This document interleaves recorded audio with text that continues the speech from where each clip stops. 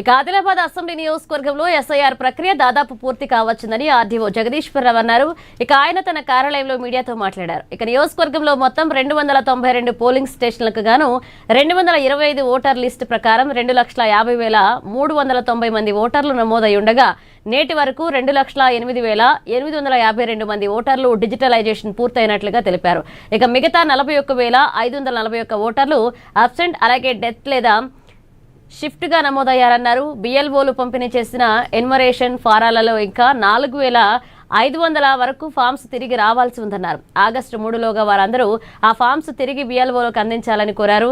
ఇక నియోజకవర్గంలోని 4 మండలాల్లో 100% డిజిటలైజేషన్ ప్రక్రియ 100% డిజిటలైజేషన్ ప్రక్రియ పూర్తయిందన్నారు.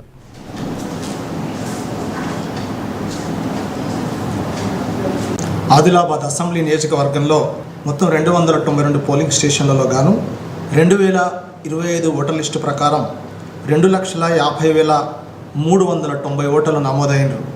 అందులో భాగంగా ఎస్ఐఆర్ కార్యక్రమంలో 2,08,852 ఓటర్లను ఇప్పటికే డిజిటైజేషన్ పూర్తి చేసుకున్నారు.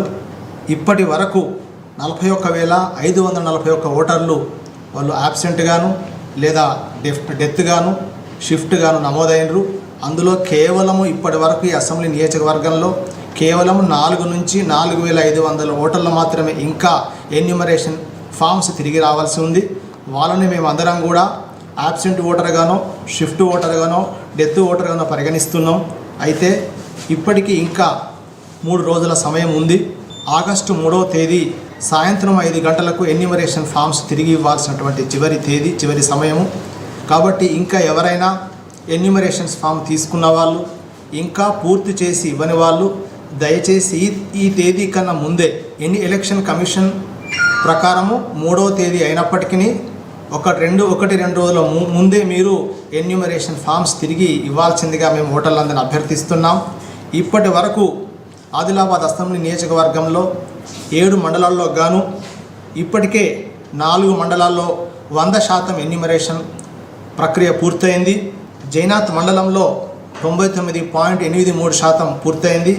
కేవలము ఆదిలాబాద్ మావల ఆదిలాబాద్ అర్బన్ మండలాల్లో మాత్రమే 96% నమోదైంది.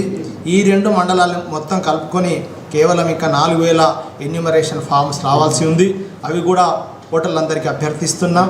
ఈరోజు రేపు ఈ 2 రోజుల్లో మీరు ఇవ్వాల్సిందిగా మీకు అభ్యర్థిస్తున్నాం. కాబట్టి ఏ ఒక్క ఓటరు కూడా ఎన్యూమరేషన్ ఫామ్ తీసుకున్న ఏ ఒక్క ఓటరు దయచేసి మీరు తీసుకున్న ఫామ్ని నింపి మాకు ఇచ్చేయండి. ఒకవేళ ఏ ఓటర్ అయినా 2,025 ఓటర్లో ఉండి 2,002 ఓటర్ లిస్టులో రాలేదు అనుకున్న వాళ్ళు కూడా దయచేసి ఎన్యూమరేషన్ ఫామ్ను ఖాళీ అయినా పర్వాలేదు మాకు అందజేయాల్సి బిఎల్ఓలకు అందజేయాల్సిందిగా కోరు.